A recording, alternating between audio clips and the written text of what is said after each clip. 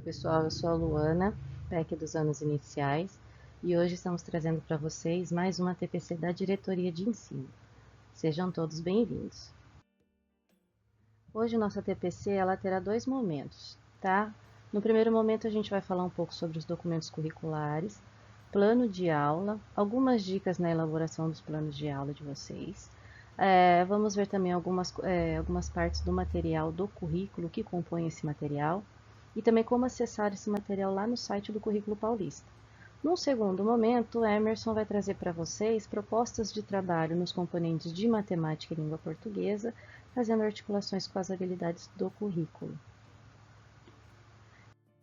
Eu trouxe para vocês aqui uma linha do tempo que eu vou passar bem rápido, só para vocês entenderem de onde que veio a elaboração, todo o pensamento sobre a BNCC. Tá? Então, são documentos que eles dão suporte, que eles regem o nosso trabalho. Então, a BNCC, ela foi pensada, ela vem sendo pensada desde 1988, lá na Constituição Federal. Depois, a LDB também colocou que era necessário ter uma base nacional comum curricular, as diretrizes curriculares que elaboraram os PCNs, lembram dos PCNs? Então, ela também trazia que era necessário ter uma base comum e também o Plano Nacional de Educação, tá? Que ele define também a BNCC como uma estratégia. Então, todos esses documentos traziam que era necessário a gente ter uma base nacional comum na educação. Então, de 2015 a 2017, teve a elaboração da BNCC. Então, teve todo aí um passo a passo, teve todo um processo até ela ser homologada em 2017. Como a gente está falando de uma base nacional, a partir da BNCC, nós tivemos os currículos estaduais. Lembrando que a BNCC ela traz as 10 competências que espera se desenvolver nos estudantes. Os currículos estaduais, eles trazem as habilidades de acordo com a realidade daquele estado. No nosso caso, nós temos o currículo paulista. Então, as habilidades, foi feito todo o estudo, ela procura atender às necessidades do público que nós atendemos, tá? Da nossa região. Então, a BNCC ela serviu como insumo para a elaboração do currículo paulista. Então, eu coloquei para vocês aí essa pirâmide, que é base para o outro, tá? Então, a BNCC serviu de base para o currículo paulista, que também serviu de insumo para as diretrizes e orientações pedagógicas da rede, e é a partir daí que se elabora o PPP da escola. É importante que todos os professores tenham acesso, tá? E tenham conhecimento ao PPP da escola, para a partir daí ter orientações para conseguir elaborar o plano de ensino, tá bom? E depois concretiza-se no plano de aula do professor. Reforçando que o plano de ensino, gente, ele é um planejamento a longo prazo.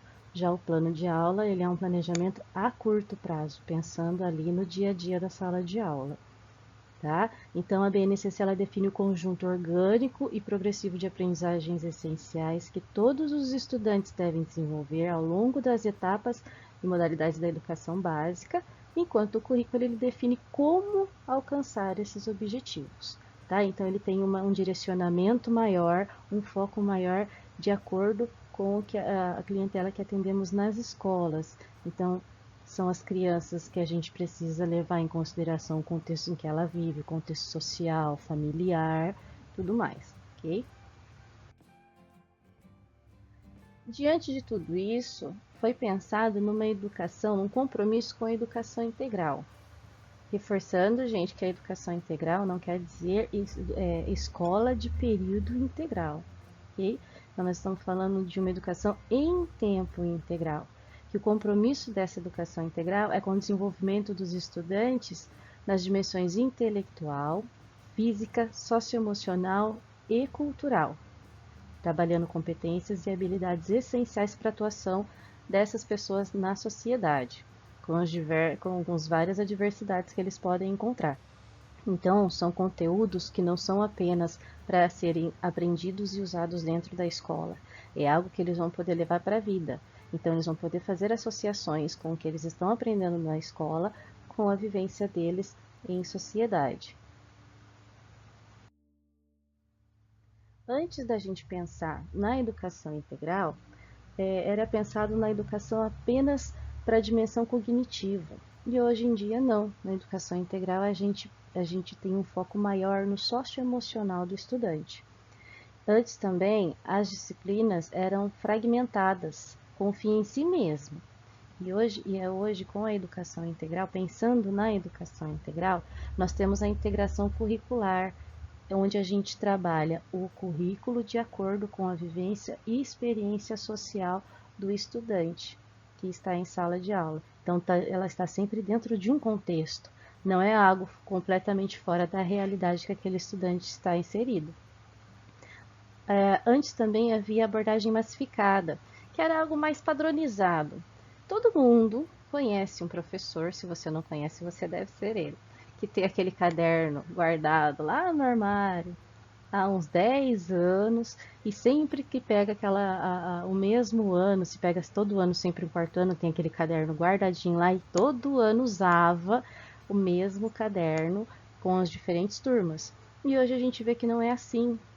Cada turma tem a sua particularidade, a sua singularidade, então não dá para a gente trabalhar sempre a mesma coisa. E hoje pensamos nos projetos de vida do estudante, tá? Então não dá para usar mais aquele caderno que antes os professores faziam isso, deixava lá até com a folhinha amarela guardada no armário. Então antes usava aquele caderno e hoje em dia a gente vê que não é assim que funciona. Não é algo padronizado. Cada ano, cada turma diferente, cada estudante tem a sua particularidade, então não dá para a gente fazer a mesma coisa. Sempre diversificando e inovando aí as estratégias, as metodologias que a gente utiliza. Pensando em tudo que a gente viu até agora, dos documentos que regem o nosso trabalho, né? Pensando na educação integral, a gente vai falar agora um pouquinho sobre o plano de aula. Né, o que é esse plano de aula, para que serve, e eu vou trazer algumas dicas para vocês, tentando auxiliar no trabalho que vocês desenvolvem no dia a dia. Tá bom? Então, o planejamento é muito importante para que os processos de ensino e aprendizagem alcancem seus objetivos. Então, a gente sempre vai frisar a importância do planejamento. Tá? Então, quando as aulas não são planejadas, elas correm o risco de se tornar desorganizadas, desestimulantes ou ineficazes. Até pode acontecer o fato de indisciplina em sala de aula por conta disso. Tá? Então, o plano de aula é um instrumento por meio do qual o professor planeja de forma detalhada os objetivos, as atividades e os materiais que ele pretende utilizar para promover a aprendizagem dos seus estudantes. Então, sempre fazer isso bem previamente, para você ter tempo de planejar, de separar os seus materiais, de verificar aquilo que você consegue ou não desenvolver em sala de aula com os seus estudantes. Então, algumas dicas que eu vou trazer para vocês, de alguns passos que vocês podem seguir para estar realizando esse plano de aula. Então, primeiro, como fazer um plano de aula? Logo de início é importante vocês levantarem algumas questões, quando vocês forem começar a elaboração. Então, qual que é a sua intenção com aquela aula? O que você pretende? Quais são os objetivos? Então, são questionamentos que seriam a base para vocês. Então, além disso, também vocês podem se perguntar o que os alunos precisam aprender, o que eles já sabem, os conteúdos que vocês vão conseguir trabalhar, as habilidades que precisam ser desenvolvidas, quais as melhores estratégias para você desenvolver essas atividades. Então, sempre levantar questionamentos, tá? Para você visualizar aquilo que você pretende alcançar com o seu plano de aula. É importantíssimo esse questionamento. Durante o seu planejamento, né? Então, o planejamento, além dele te orientar e te ajudar a organizar o seu trabalho em sala de aula, ele também é muito importante porque é um momento de aprendizagem para vocês, para o professor, pois leva à pesquisa, ao estudo, à reflexão. Então, sem você fazer esse planejamento, a gente não sabe, vocês podem não saber onde que vai chegar e se perder aí no percorrer do caminho, tá bom? Então, é bom sempre estar estudando, pesquisando, lendo vários autores, procurando várias metodologias, estratégias que podem ser até uma socialização de boas práticas de outros professores que vocês viram que dá certo e vocês podem estar utilizando. bom? Mas sempre pensar, ter esse planejamento antes, se preparar previamente para essa aula.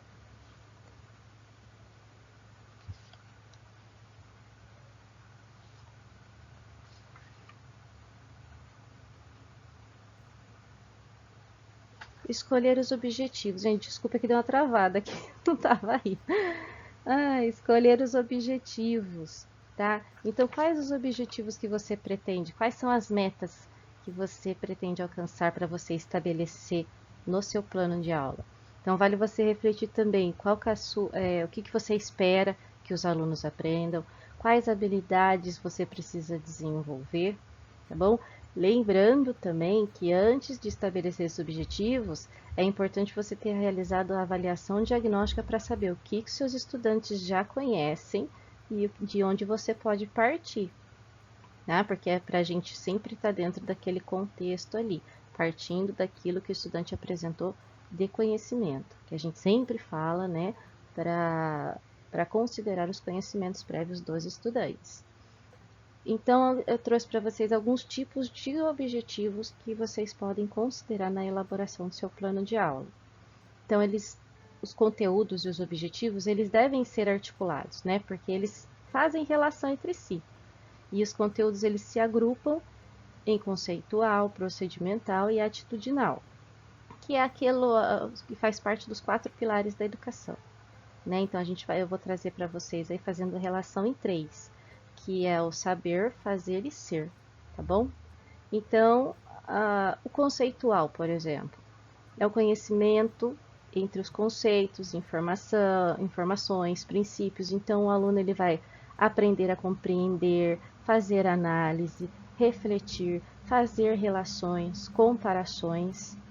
Okay? O procedimental seria o aprender a fazer, que daí é o escrever, ler, desenhar, usar técnicas. Então, ele experimenta, ele realiza ações na busca do conhecimento, que a gente pode falar que é aquele mão na massa que a gente trouxe bastante o ano passado no Inova Educação, que a gente pretende continuar esse ano. Espera-se que vocês também continuem com essa prática do mão na massa na escola. Então, conforme ele está fazendo, ele está trabalhando, ele está manuseando, ele vai pensar em estratégias para que dê certo aquela atividade, para que ele chegue no produto final. Se não der certo, ele volta, reflete, faz de novo, ok? E também o atitudinal, que seria o aprender a ser, né? Então, é relacionado aos comportamentos que a gente espera dos estudantes. Então, seria o cooperar, ser solidário, respeitar, se colocar no lugar do outro, ter empatia, tá? Então, esses são alguns objetivos que vocês podem pensar aí no que você pretende alcançar no seu plano de aula, com o desenvolvimento do seu plano de aula, ok? Também é importante vocês pensarem sobre os conteúdos, né?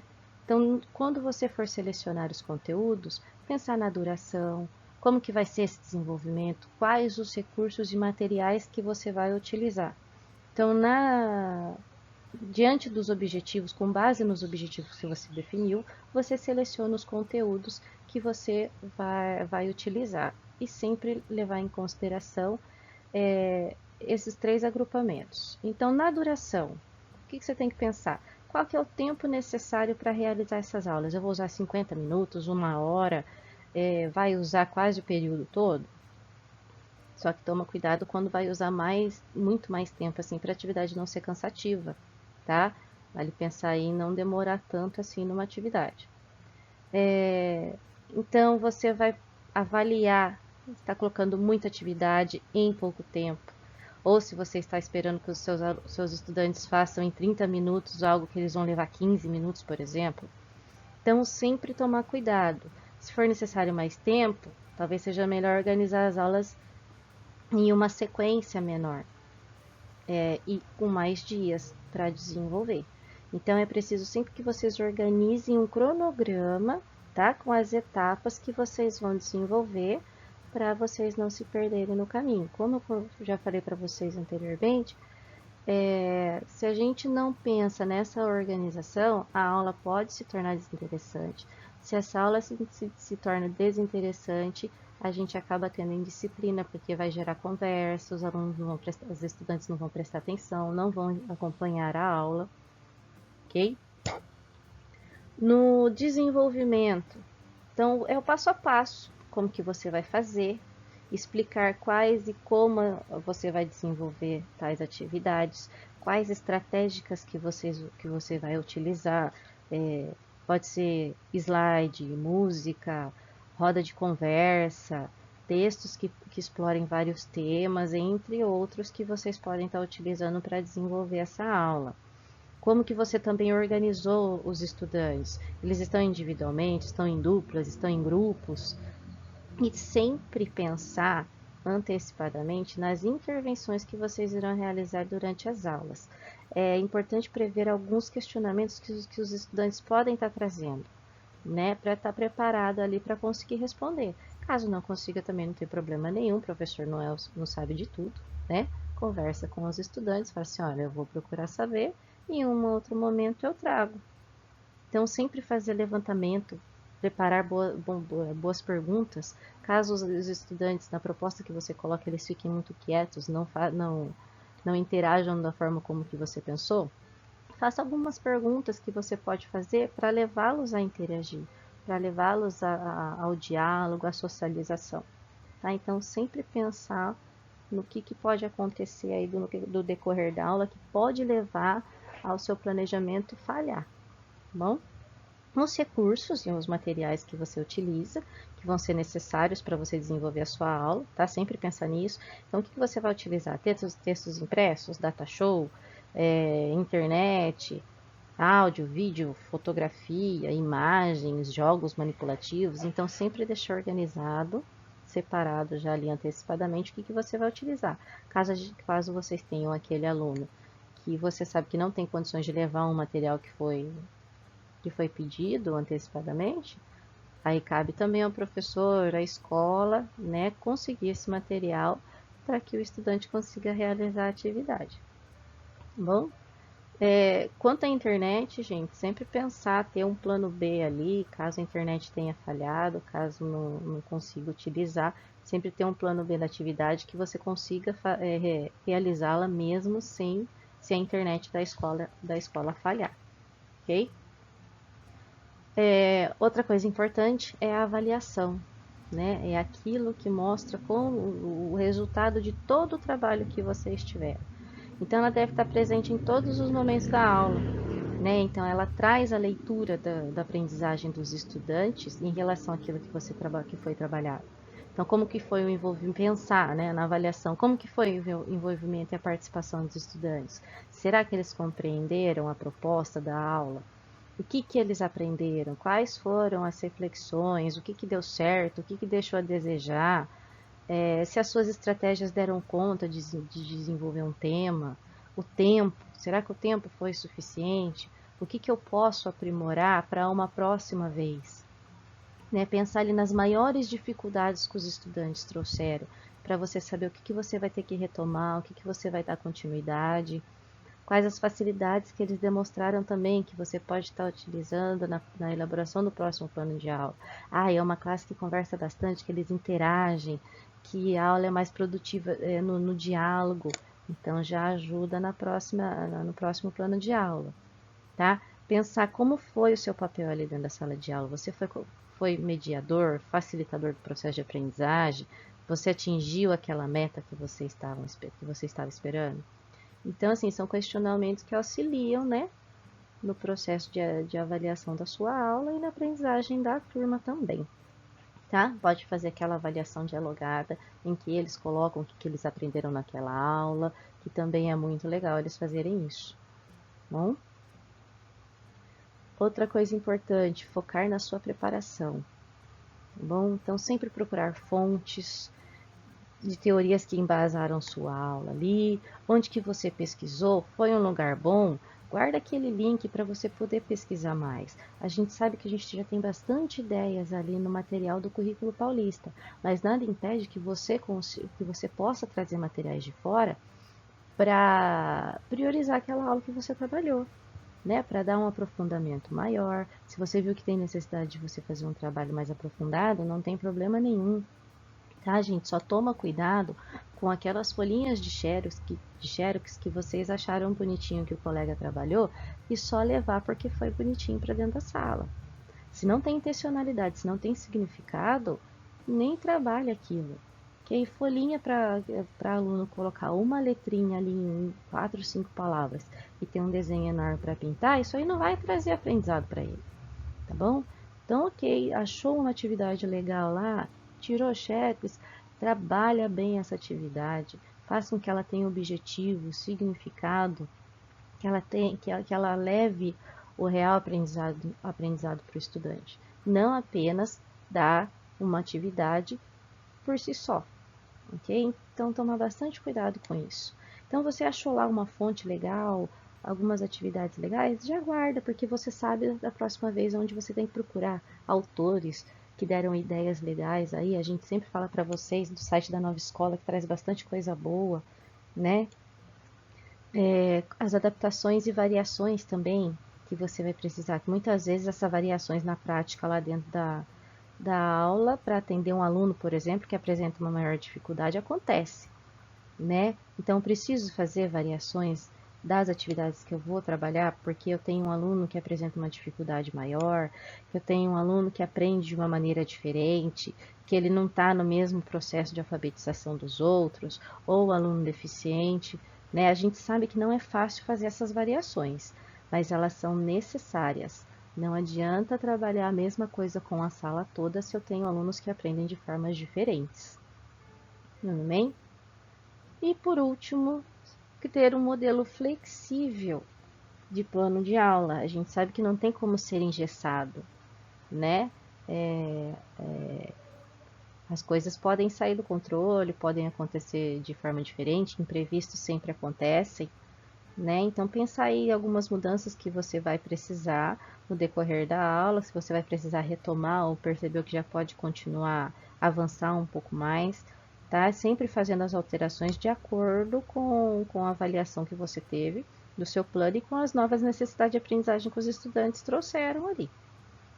E é sempre bom lembrar, gente, que um plano de aula ele tem que ser flexível para atender às situações imprevistas de sala de aula e outras necessidades que aparecerem aí, ok? Então, as atividades, gente, para encerrar falando aqui do plano de aula, elas precisam ser mais interativas, diversificadas, para dar conta de estar promovendo o desenvolvimento que a gente falou lá da educação integral. Então, desenvolvimento intelectual, físico, social, emocional, cultural dos estudantes. Sempre se preocupar ali, será que eu estou trabalhando de acordo com a necessidade e realidade do meu estudante? Está dentro do contexto de vida dele? Ok? Então, são algumas dicas que eu trouxe para vocês aí, para auxiliar aí, tentar ajudar um pouquinho vocês na elaboração do plano de aula, ok? Agora eu vou mostrar um pouquinho para vocês, considerando aí que a gente tem bastante professor que está entrando na rede agora, mostrar um pouquinho sobre o que compõe o material do currículo paulista. Essa tabela que eu trouxe para vocês é uma tabela que ela não é de agora, ela sempre esteve dentro do material, né, que se fala das modalidades organizativas, que elas são muito importantes para serem trabalhadas com uma certa frequência em sala de aula, ok? Sempre vai ter uma flexibilização aí na duração das atividades, porque vocês têm outros vários componentes para trabalhar, ok? Mas é importante que ela sempre aconteça. Então, nós temos aí as atividades habituais, sequência didática, projetos didáticos, leitura em voz alta pelo professor e leitura pelo estudante. E a gente tem aí do lado a frequência. Então, as atividades habituais 2 vezes por semana, sequência didática também, projetos didáticos também. A leitura em voz alta pelo professor, importantíssimo que aconteça diariamente, tá, gente? É o que eu quero chamar a atenção de vocês na leitura em voz alta pelo professor.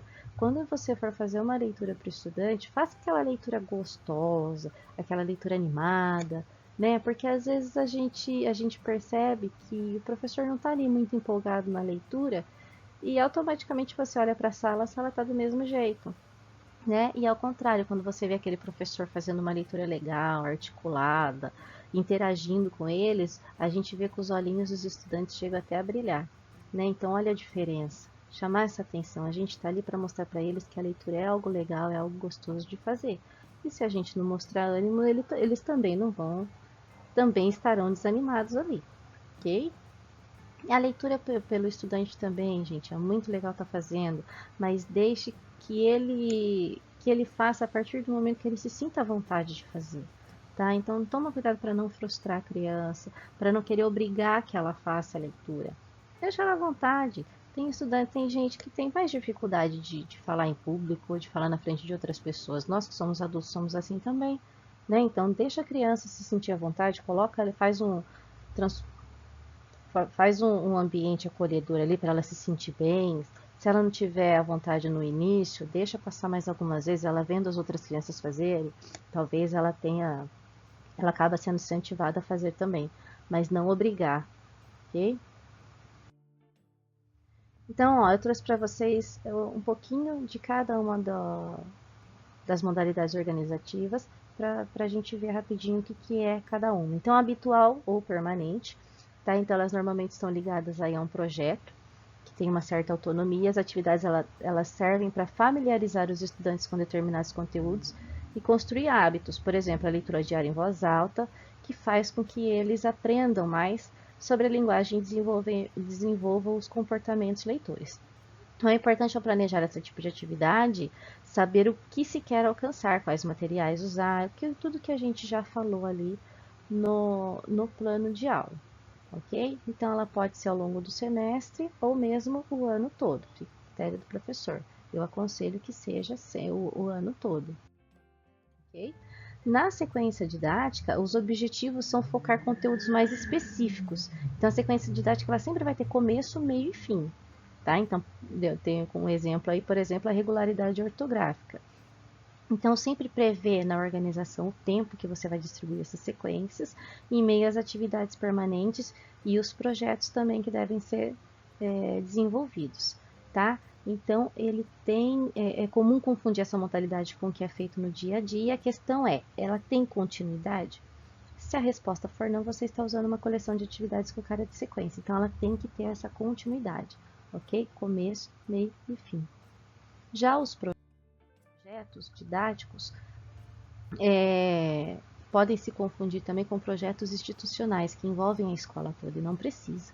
Esse projeto ele é dentro de sala de aula, tá? Então, as principais características são a existência de um produto final e os objetivos mais abrangentes. Só que tomem cuidado para não focar apenas no produto final e esquecer de todo o processo, tá? Então, a gente precisa, sim, apresentar um produto final? Claro, mas não precisa ser nada excepcional, que você fique focado apenas nisso, gaste a maioria do seu tempo focado apenas no produto final e perca aí o significado de todo o processo, tá? A importância de todo o processo aí da aprendizagem desse projeto, que vai levar os estudantes nesse projeto, ok? Agora eu vou mostrar para vocês onde vocês conseguem acessar esse material dentro do site do Currículo Paulista. Então, quando vocês acessam o site do Currículo Paulista, que eu deixei o link para vocês, e a gente vai enviar esse material para as escolas, vocês vão aqui na barrinha aqui de cima. Aqui no currículo nós temos todo o currículo lá, todos os documentos que vocês precisam. Tem algumas leis aqui também nesses documentos. Essa parte da recuperação e aprofundamento não está muito atualizado ali não, tá? Então fale com a SEDUC, visite a IFAP, aqui nessa parte traz um pouco dos cursos que estão acontecendo, traz algumas reportagens, seria interessante vocês estarem acessando também. Então, acessou o currículo, entrou no site do Currículo Paulista, vem aqui em materiais, onde eu coloquei ali para vocês. Colocando o mouse em cima de materiais, vai aparecer essas duas opções. Educação infantil, ensino fundamental e ensino médio. Então, vem aqui, tem os materiais de formação. Dentro desses materiais de formação tem vídeos, tem PPTs que falam sobre a implementação do Currículo Paulista. Nós temos aqui materiais de apoio Aprender Sempre. No materiais de apoio é que vocês vão encontrar o currículo em ação. Então, acessando lá, entrando lá no materiais de apoio, vocês terão aqui todas as habilidades de 2023, tá? De todos os componentes, inclusive de língua inglesa. Não recebemos o material, mas As habilidades estão aqui, então dá para os professores de língua inglesa se basearem nas atividades de acordo com as habilidades que estão aqui. Mais adiante, rolando a página,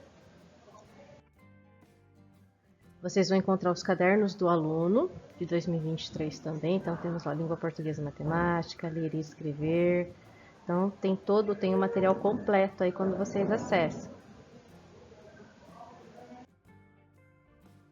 Descendo mais um pouco lá na página, temos os cadernos do professor também, tá vendo? Tem tudo aqui desde o primeiro ano, tem dos componentes de arte, educação física, tem tudo completo que vocês podem estar acessando. Tem a parte da educação infantil também. Caso vocês tenham algum aluno com muita dificuldade, dá uma olhada aqui no material do primeiro ano. Às vezes vocês conseguem alguma atividade com um aluno que precisa avançar um pouco mais rápido, que vocês precisem dar uma reforçada no estudo. Tem alguns materiais bons aqui também. Então, continuando, rolando a página lá do Currículo Paulista. Então, tem aqui ó, materiais da PEI, dos anos iniciais também, do Programa Ensino Integral, tem dos anos finais. E aí, conforme você vai rolando as páginas, tem material de 2022, 2021, de todos os outros anos. Tem as habilidades e os materiais lá também. Caso vocês queiram dar uma olhada para ver se tem alguma coisa ali de interessante para vocês estarem utilizando, fiquem à vontade, tá? Então, nós temos aqui o material do segundo ano, que nós recebemos com o componente de matemática e língua portuguesa. Dentro desse material nós temos as unidades e os capítulos. Dentro das unidades nós encontramos as competências gerais da BNCC, habilidades do currículo paulista, descrição da unidade, objetos de conhecimento, unidades temáticas, informações sobre gêneros e práticas de linguagem e as referências sobre o assunto. Lá nos capítulos, nós temos as habilidades, o que será feito em cada seção do capítulo, os objetivos de aprendizagem, conceito-chave da matemática, materiais que vocês vão poder, que os estudantes podem utilizar, o que os estudantes já devem saber antes de participar do capítulo e algumas possíveis dificuldades apresentadas e suas soluções, como eu falei com vocês anteriormente na elaboração do plano de aula. Então, em cada capítulo vocês vão encontrar essa página aqui, que tem lá em cima contextualizando, praticando, temos o mão na massa, discutindo, retomando, tem o raio-x que propõe o uso de algumas estratégias que vocês podem desenvolver ao longo dos capítulos, algumas avaliações de aprendizagem. Então, é um material bem completo, tá? Que vocês podem estar acessando. Sugiro vocês dar uma boa lida lá na introdução do material, que essa introdução ela serve como um material formativo para vocês, professores, que dá sugestões de atividades que vocês podem estar utilizando, além dessas que são apresentadas no material, como agir no decorrer dessas atividades. Então, ele é um material formativo mesmo, tá? Outra coisa que aparece são esses ícones, que mostram quando a atividade é oral, em duplo, em grupo. Tem os ícones que mostram quando é anexo, atividade de recorte, atividade no caderno. E essa parte de incluir todos os dias é um guia que indica materiais e planos de aula existentes lá na nova escola. Tá? Então, lá na nova escola, como eu comentei com vocês, tem vários tipos de planos de aula, além de alguns cursos e algumas reportagens que servem lá de material formativo para os professores também. Então, olha só, tem essa página aqui que mostra como está lá dentro do livro. Como eu falei para vocês, as competências gerais da BNCC. Temos todas as habilidades que serão desenvolvidas durante o trabalho. Aí vem a questão, né? Preciso trabalhar todas essas habilidades com os meus alunos? Aí vai depender muito de como é a sua turma, tá? Ninguém melhor que você, professor, que está dentro da sala de aula para saber se é uma turma que desenvolve um pouco mais rápido, se é uma turma mais lenta, o que vai ser mais importante você trabalhar nesse momento, o que será mais real, né, diante da dificuldade deles. Então, seleciona aquilo que realmente vai fazer diferença no aprendizado. Se não, deixa mais para frente, tá? Faz as adaptações necessárias, as variações necessárias, porque esse material ele não é algo engessado, tá? Ele não é um material engessado que você tem que seguir à risca tudo que está ali. Você vai fazendo as adaptações de acordo com o que a sua turma exige naquele momento. Igual no plano de aula. O plano de aula de vocês não precisa exagerar na quantidade de habilidades que você vai trabalhar. A gente não está focado na quantidade, a gente está focado na qualidade do ensino. Então, se o que vai valer mais para os meus estudantes naquela semana, principalmente quando a gente fala de segundo aninho, se eu preciso de 2 habilidades, serão suficientes para eu trabalhar durante aquela semana, mas que serão bem trabalhadas, bem reforçadas, então utiliza apenas essas 2 habilidades. Agora, colocar 5, 6, 10 habilidades para serem trabalhadas em uma semana no seu plano de aula e não conseguir desenvolver metade, então é preciso rever, repensar, ver direitinho aí o que vai mais valer a pena no desenvolvimento da sua aula. Mais um pouco do que eu tenho no material lá do segundo aninho. Então, olha só, tem os objetivos, os materiais, aquele contexto prévio que eu falei para vocês, as dificuldades que vocês podem antecipar, levantamento de boas perguntas nas orientações das atividades, bom? E agora aqui, os materiais do currículo em ação, que a gente já trabalhava em outros anos, recebemos esse ano de novo. A composição dele não muda muito, além daquela que eu mostrei para vocês do segundo ano. Então, nós temos aqui também as habilidades que serão desenvolvidas no decorrer do livro. Tem o planejamento, organização, materiais necessários, duração aproximada e os encaminhamentos. Ok? Então, dentro dos encaminhamentos ali também tem sugestões de análise e observação, as atividades comentadas. Então, é um material bem completo, como vocês podem ver. Aqueles que já conhecem, vale a pena sempre estar estudando, planejando, porque como o material do professor, ele tem muita explicação, muita parte escrita, muito conteúdo, o ideal é que vocês consigam sentar, estudar, fazer a leitura desse material, não apenas chegar no dia lá e escolher uma atividade, folhear e essa daqui que vai hoje, tá bom? Então precisa desse momento de estudo, precisa desse momento do planejamento, fazer as variações e adaptações de acordo com a sua turma, ver aquilo que vai funcionar, o que não vai, testei alguma coisa, alguma atividade ali não deu certo, vou rever, vou fazer de uma outra forma. Então a base está aqui, tá? Para auxiliar, para orientar o trabalho de vocês. Agora, como vai acontecer em sala de aula, é só na vivência que vocês terão lá que a gente vai saber se vai dar certo ou não, de acordo com o retorno que vocês terão dos estudantes, ok? Então, pessoal, eu fico por aqui. Daqui para diante, vocês terão o segundo momento que eu comentei com vocês, com o Emerson, tá bom? E esse material aqui depois, como eu já disse, vai ser disponibilizado no PPT, nós enviaremos para os coordenadores, eles podem disponibilizar para vocês também, ok? Até breve, até a próxima. Tchau, tchau. Olá, professores, gestores. Dando continuidade à TPC anterior, o tema de hoje é alfabetização. Vamos falar de sistema de escrita alfabético e sistema de numeração decimal. Também retomaremos as habilidades e as propostas de trabalho que estão relacionadas a essas habilidades. Continuidade. As habilidades que foram mencionadas anteriormente, que vocês sabem que elas estão disponíveis no site da EFAP e também lá na intranet.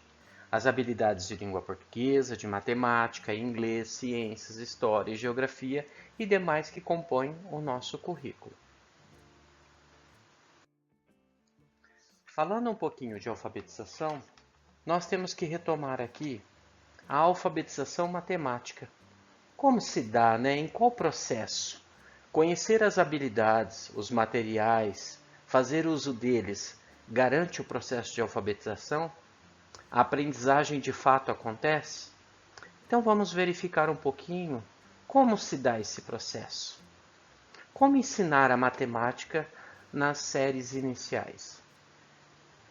Trabalhar com o conceito matemático, desde tão cedo, ele é importante para todos, né? Inclusive para os pequenos. Desde cedo, o professor precisa manter-se em constante estudo para poder apresentar o como é e o que ensinar para os estudantes. Essa disciplina é considerada uma das mais difíceis, né? Nós precisamos verificar o quão difícil ela é. Por que torna difícil? Talvez porque ela sempre foi trabalhada de uma forma tradicional, fragmentada por partes. Então é isso que nós vamos ver, né? De fato, como chamar a atenção dos alunos para o ensino? Quais são os diferentes métodos que eu posso utilizar para que essa criança aprenda. Com o objetivo de auxiliar o nosso processo de descoberta e interesse desse mundo dos números, nesse artigo serão apresentadas dicas relevantes para desenvolver o pensamento lógico e incentivar a aptidão nas áreas exatas. Então, de que forma isso se dá? Aprendendo com jogos de tabuleiro, fichas, cartelas, calendários, quadro numérico, entre outros. Propondo desafios ao cotidiano, estabelecer relação, né? Que o que ele aprende na escola tem uma finalidade lá fora para ele. Praticando esportes, olha que bacana, a colaboração com o professor de educação física. Utilizando aplicativos, sites para ensinar a matemática. Que é isso que nós vamos mostrar aqui para vocês, tá? Fora este recurso mencionado agora, vocês verão outros, porque esse trabalho pode ser desenvolvido dentro e fora da sala de aula. Neste momento, apresentaremos o WordWall, um site muito bacana, que tem várias situações, dependendo da habilidade que você selecionou, de acordo com o currículo ou de acordo com a necessidade do estudante, você pode buscar lá que você encontra várias atividades. Então agora nós vamos falar da unidade temática números e também falaremos da forma agora plugado.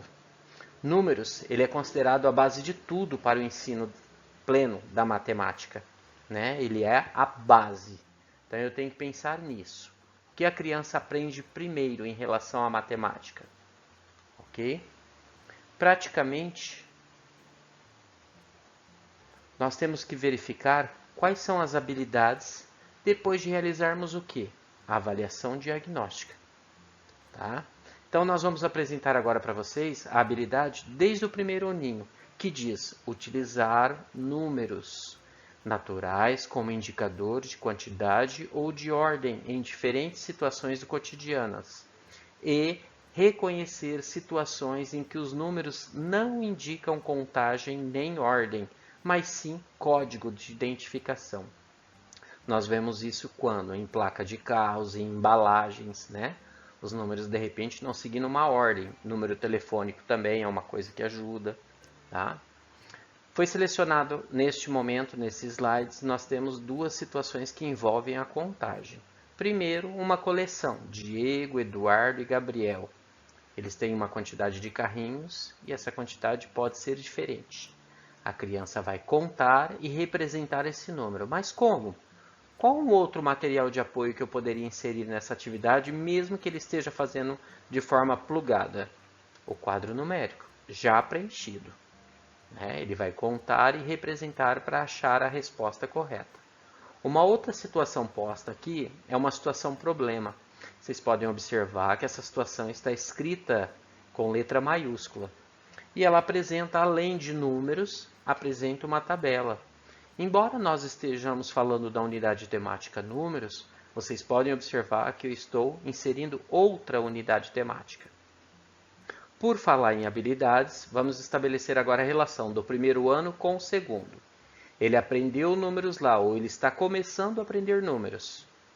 Agora, no segundo ano, ele vai comparar, ordenar e registrar números naturais até a ordem de centena, pela compreensão da característica do sistema de numeração decimal. Neste momento, nós estamos falando do quê? Nós estamos falando de valor posicional, a função do zero, que para muitos alunos o zero não vale nada, então ele ausenta. Ou ele descobre que aquele número é grande e ele coloca em excesso. Vocês podem observar que de uma situação para outra, aumentou o quê? O grau de dificuldade. Neste próximo slide, a unidade de temática continua sendo números.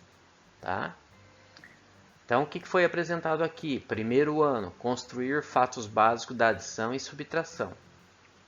Se eu ensinei o aluno lá atrás a contar e representar, de uma forma ali, já está inserido esta habilidade também. Porque ele está contando, ele está adicionando. Tá? Mas nesse joguinho aqui, eu tenho uma situação de adição, depois eu tenho uma situação que envolve a ideia da multiplicação e eu tenho uma subtração. A terceira situação posta aqui. Outra habilidade envolvida do segundo ano, também construir fatos básicos da adição e subtração e utilizá-los cálculo mental ou escrito. Cálculo mental tem que ficar claro para nós que é aquele feito de cabeça. Mas o cálculo mental ele também pode ser representado através da folha, da escrita. Eu posso pedir para o aluno colocar ali como foi que ele pensou para obter aquele resultado.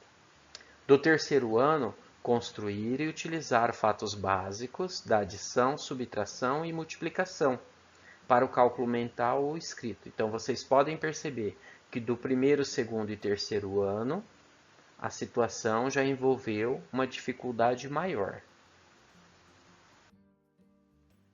Neste próximo slide, continuidade das aprendizagens, foi inserida outras unidades temáticas, consequentemente, outras habilidades que também estão relacionadas. Olha a primeira situação posta aí. Magali foi ao mercado e comprou 10 maçãs. Ela já comeu 6. Quantas sobraram? É uma situação que aparentemente para nós adultos é fácil. A criança, por se tratar de números pequenos, vamos dizer assim, ele vai utilizar os dedos para efetuar o cálculo. Ele já tem uma agilidade, ele vai fazer uma conta de cabeça, mas no momento do desenvolvimento dessas atividades, é importante que eles tenham um papel, um caderno para anotação, e você, professor, sempre passando por eles, observando. Neste momento, você vai colhendo informações de quais situações eles estão tendo mais dificuldade para realizar. Porque antes de levá-los para a sala de informática ou disponibilizar os notebooks para eles, é importante contextualizar o que vai acontecer. Porque para a criança, vendo uma situação dessa, ela fala que neste dia ele só brincou. Então eu preciso fazer uma contextualização inicial, levá-los para a prática e depois fazer uma sistematização dessas aprendizagens. Isso realizando boas perguntas em sala de aula. Ok? Outra situação, o pacote de arroz de 5 kg, ele custa R$18. Quantas cédulas ou moedas eu preciso para obter uma resposta para chegar nesse valor?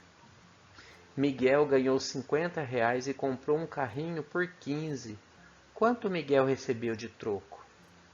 Olha uma situação aí do cotidiano, né?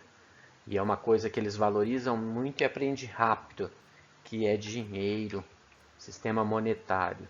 Vocês podem observar que essa situação problema, ela já foi posta com uma escrita diferenciada, tá? Então, nós já temos que pensar. Tem aluno que pode ser que tenha dificuldade para realizar a leitura. Ele ainda não conhece letra minúscula. A outra situação, Cascão ficou com medo de chover e resolveu comprar 15 guarda-chuvas. 5 estavam com defeitos. Quantos sobraram? Essa escrita está com letra maiúscula. Então, a habilidade envolvida aí, reconhecer, do primeiro aninho, reconhecer e relacionar valores e moedas e cédulas do sistema monetário brasileiro para resolver situações simples do cotidiano do estudante. Então, primeiro aninho, já está trabalhando, olha os números que estão postos aí. Ok?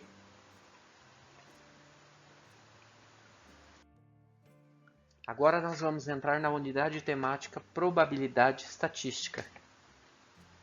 Essa situação, essas habilidades selecionadas aqui, foi colocada do primeiro ao quarto ano. Por quê? Para vocês perceberem que de um ano para o outro, sempre é inserido mais informações. Então, se a defasagem aconteceu lá no primeiro, no segundo aninho, e ele está no quarto ou quinto, eu preciso retomar, tá? Então, nós temos mais joguinhos que inserem tabela simples, tabela de dupla entrada, gráfico de barras, gráfico de colunas. A primeira Habilidade fala ler dados expressos em tabela e em gráfico de coluna simples. A segunda já começa a comparar informações. Então vocês podem perceber que já eu preciso fazer uma leitura dos dados e entre dados, porque também envolve a tabela de dupla entrada.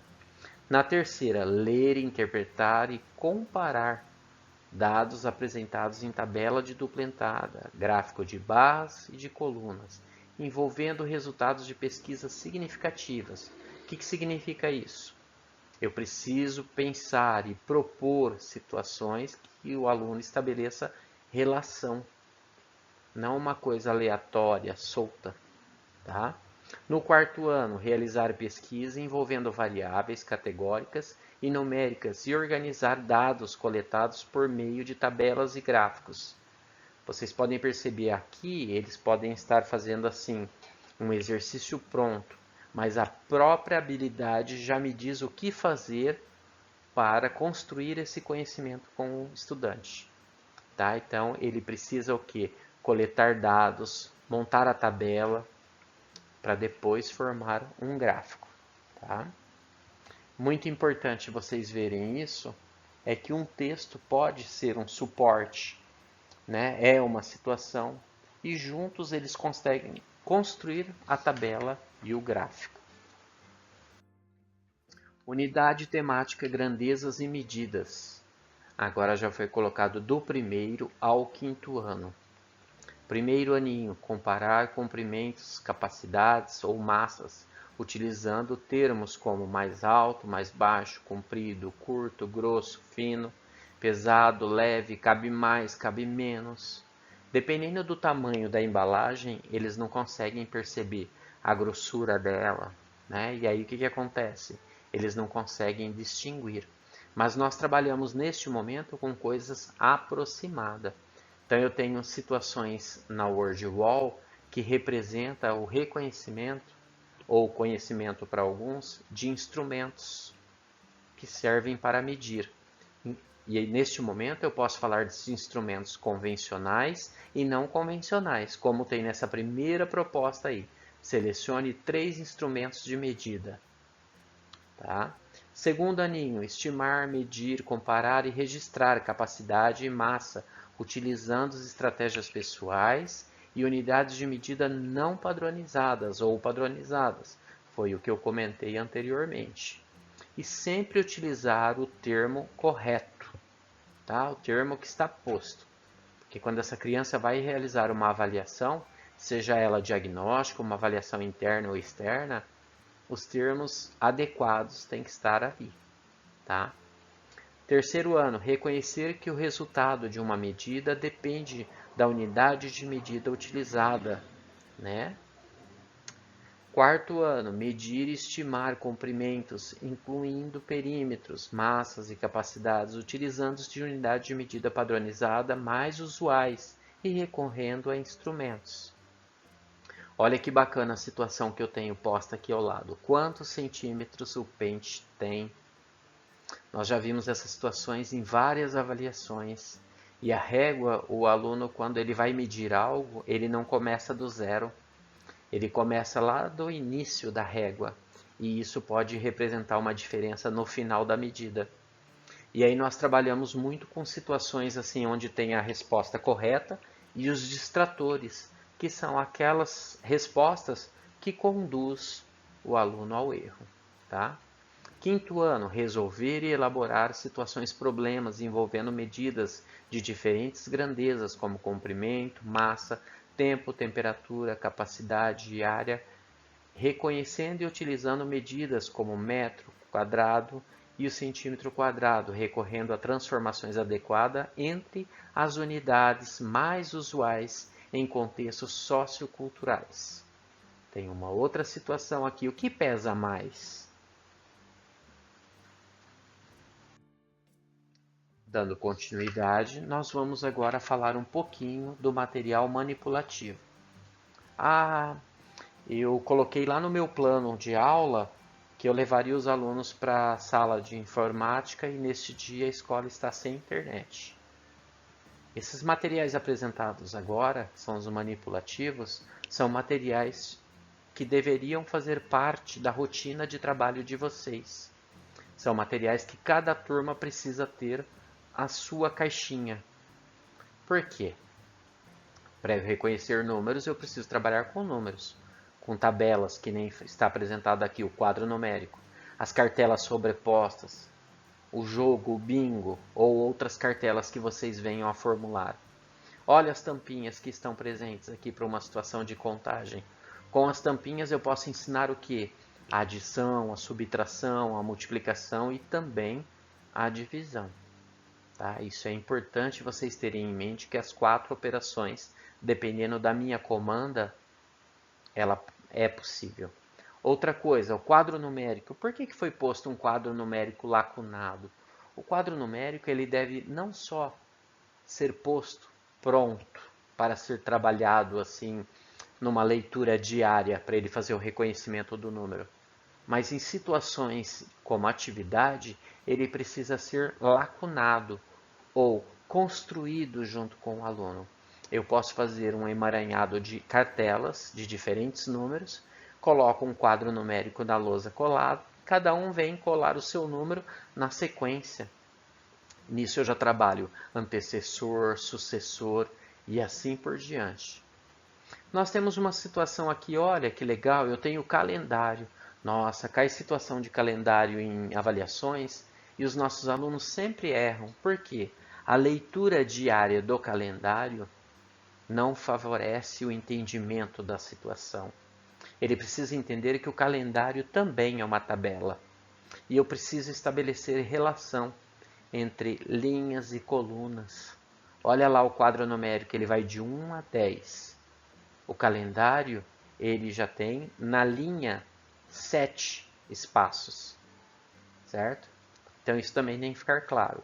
As habilidades envolvidas aqui, contar de maneira exata ou aproximada, utilizando diferentes estratégias como o pareamento e outros agrupamentos.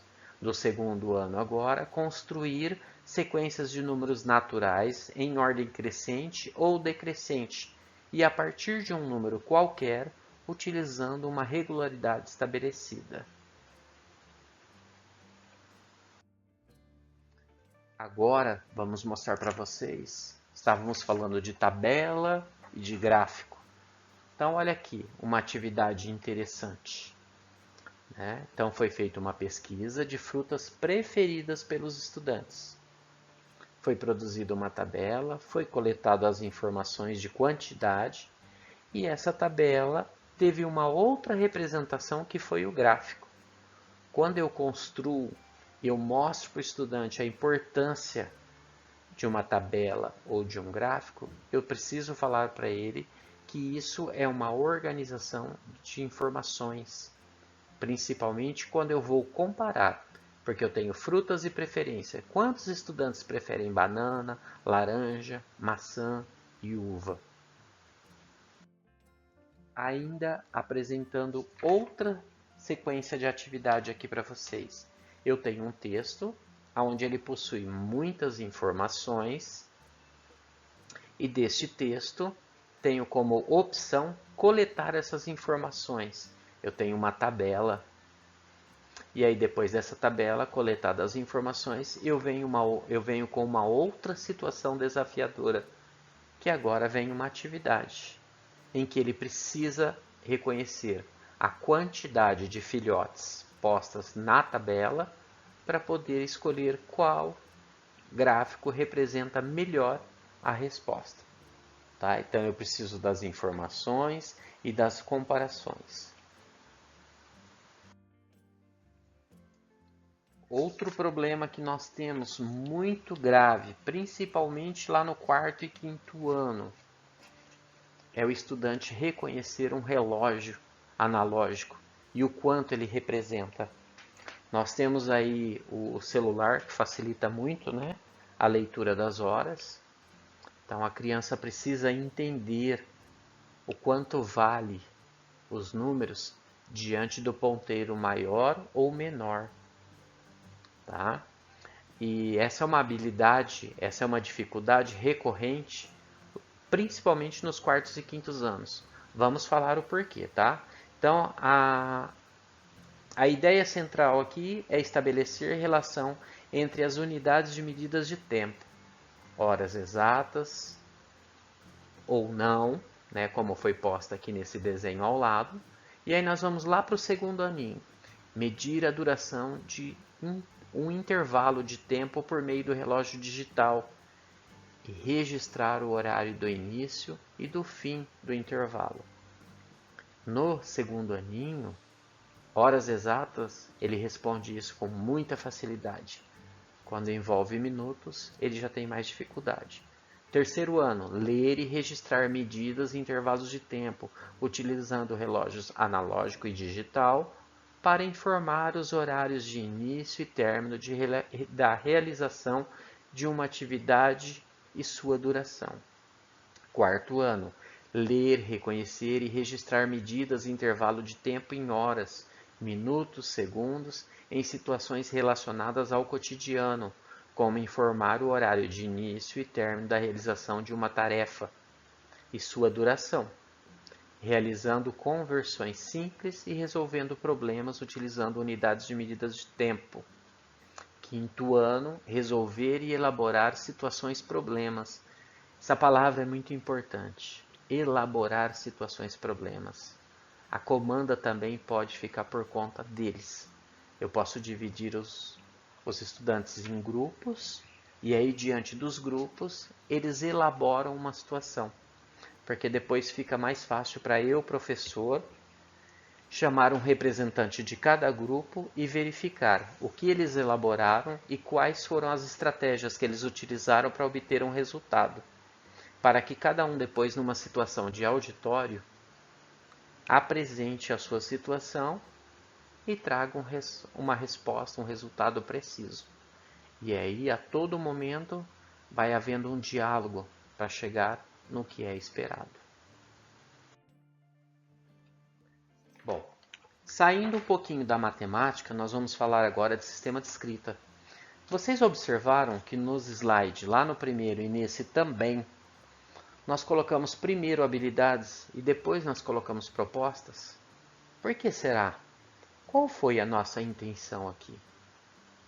Primeiro, eu preciso ter o conhecimento do quais são as habilidades que estão elencadas para aquele determinado ano que eu peguei, que eu vou lecionar, certo? A partir do momento que eu sei qual é o currículo daquele ano, eu preciso pensar em propostas de trabalho. Mas para que isso aconteça, o que eu preciso? Saber qual o conhecimento que os estudantes têm em relação daquele currículo, para eu verificar se ele tem condições ou não para o desenvolvimento na íntegra e quais são os ajustes, adaptações que eu, professor, terei que fazer. Então, o que traz a BNCC sobre alfabetização e estratégias? Segundo o documento, nos 2 primeiros anos do ensino fundamental, a ação pedagógica deve ter como foco a alfabetização. Estou falando aqui do primeiro e segundo aninho, hein, gente?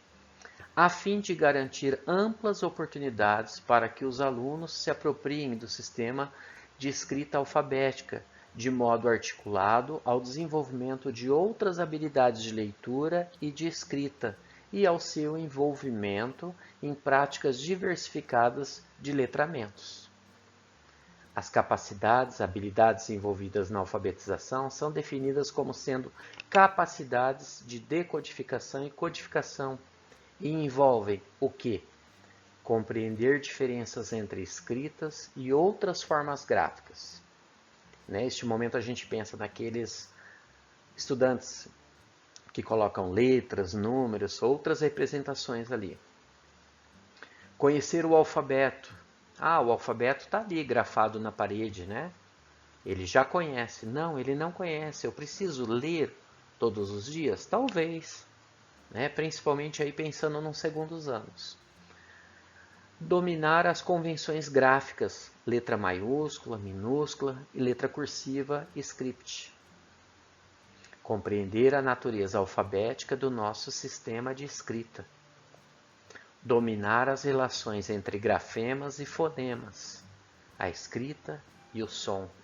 Saber decodificar palavras e textos escritos. Saber ler, reconhecer globalmente as palavras. Ampliar a sacada do olhar para porções maiores do texto que meras palavras, desenvolvendo assim fluência e rapidez de leitura, que no caso aqui seria o fatiamento, aquele em pedaços, frases, né? Pequenos textos. Então nós temos que pensar assim: eu tenho um currículo que já determinou algo e eu tenho um estudante numa determinada situação, onde a sondagem me trouxe informações do que eu preciso trabalhar, o que eu preciso resgatar para esse estudante estar no mínimo alfabético. E aí tem que ficar claro também o que é alfabético e o que é alfabetizado. Quando eu falo em alfabético, eu estou falando do sistema de escrita. Tá? O alfabético é aquele estudante que só escreve palavra. E alfabetizado, ele já produz frases, textos, lê com precisão, né? Interpreta, compreende. Falando de sondagem, hipóteses de escrita e possibilidades de intervenção. As sondagens, como vocês já sabem, elas são realizadas periodicamente para investigar o que o estudante já sabe. Essas avaliações, ela possui o quê? Listas de palavras. E essas listas de palavras possuem sílabas simples e complexas.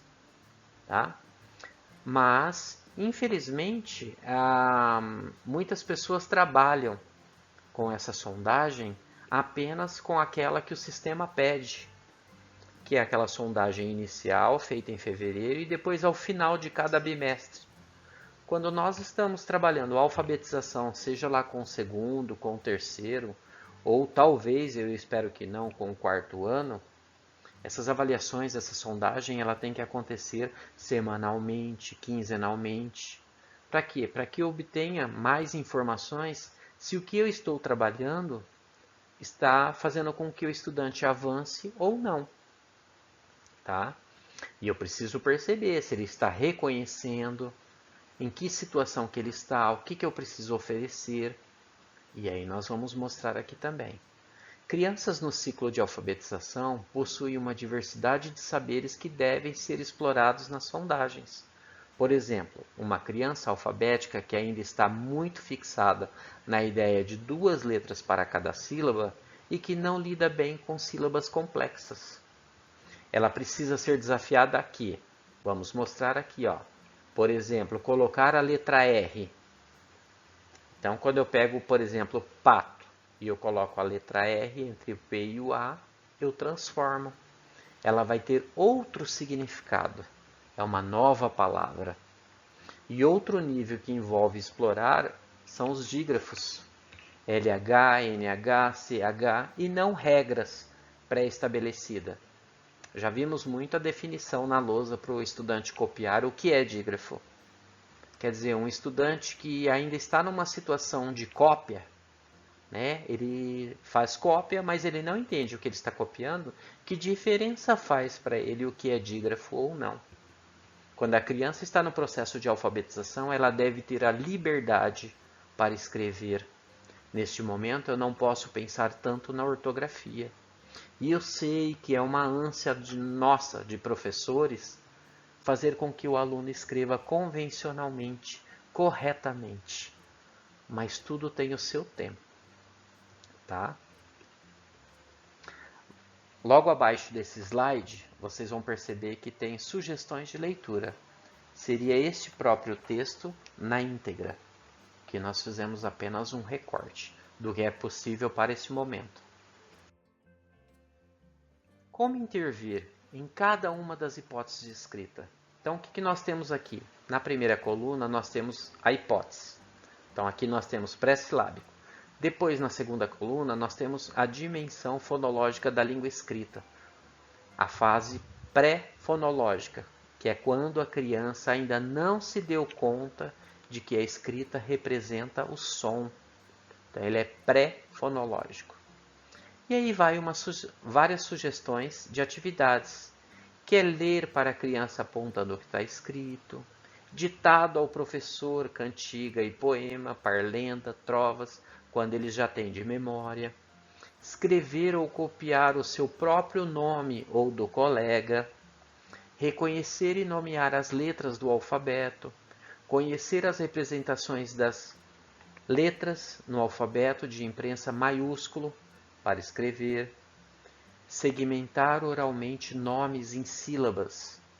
Na condição de pré-silábico, eu preciso falar assim: olha, vamos escrever um nome.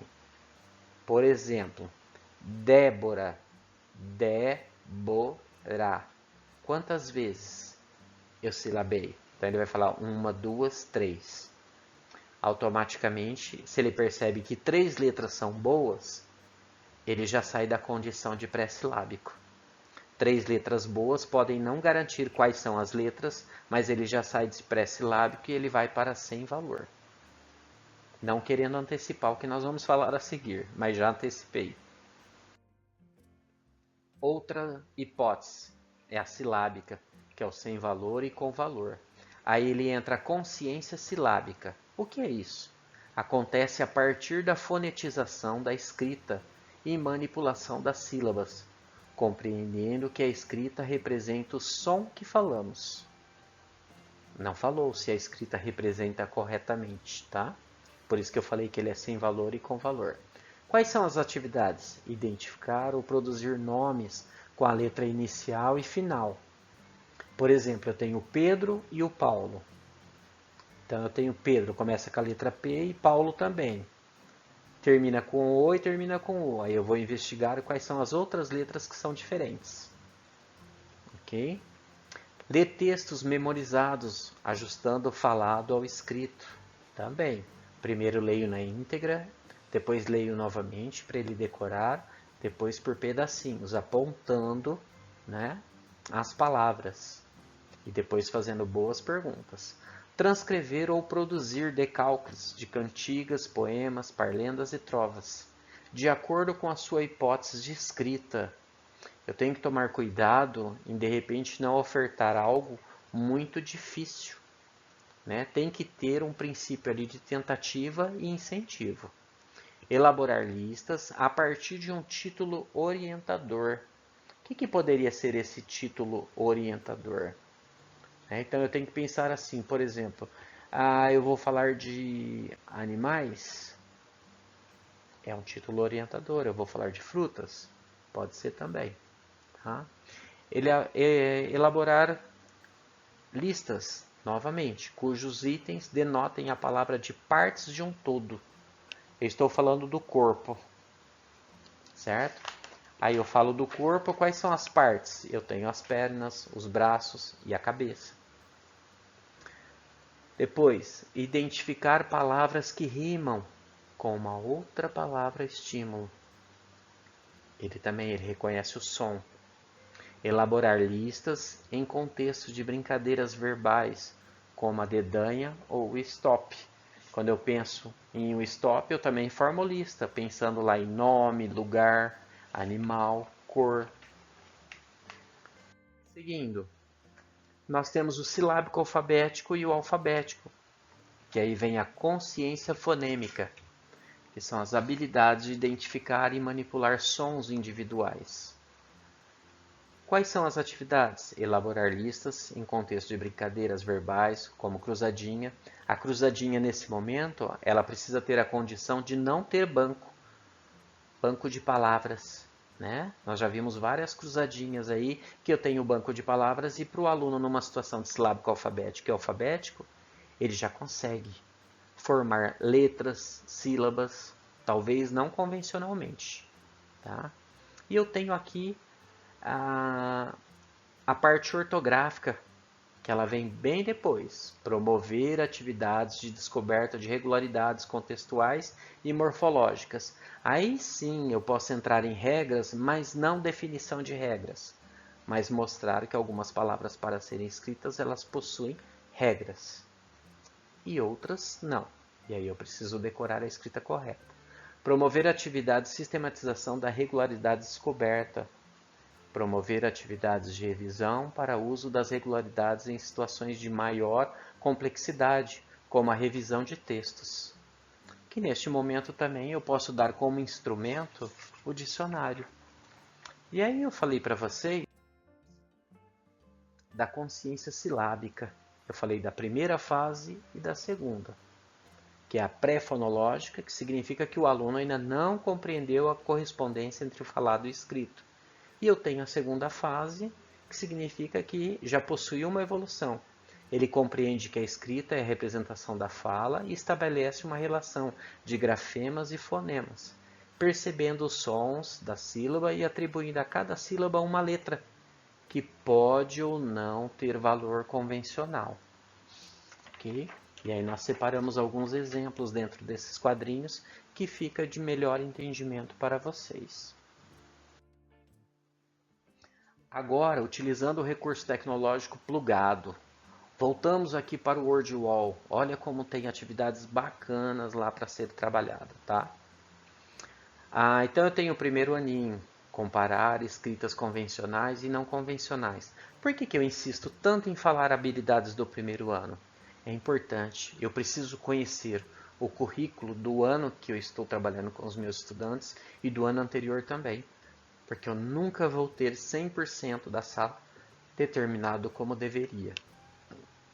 E conhecendo esse material anterior vai facilitar tudo isso. Tá? Então, primeiro ano foi comparar, o segundo ano já escrever textos de próprio punho ou ditado por um colega ou professor. Olha só a situação, escrever texto lá no primeiro ano. Para que isso seja possível, esse reconhecimento, pensando na alfabetização, nós temos aqui uma atividade que envolve a leitura. Qual é a correta? Então eu tenho bala, mala, sala. Ele vai perceber que a primeira letra faz muita diferença. A palavra se transforma. A palavra circo termina com que letra? Olha, letra inicial, final, que foi falado anteriormente. Eu tenho aqui uma situação que envolve esse joguinho. Um quiz de alfabetização, que bacana também.